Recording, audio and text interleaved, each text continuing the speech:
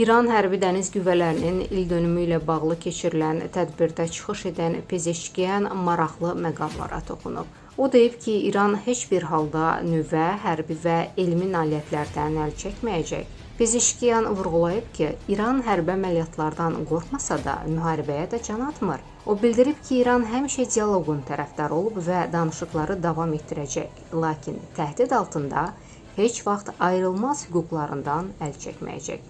Çıxışında davam edən Pezeşkiyan bildirib ki, Tramp regionda yalnız özünün inanacağı bir sıra şərhlər edib.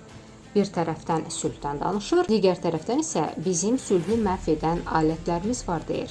Hansı sözləri qəbul edəcək? Sülh mesajını, yoxsa insanların məhvi mesajını deyə Pezeşkiyan qeyd edib.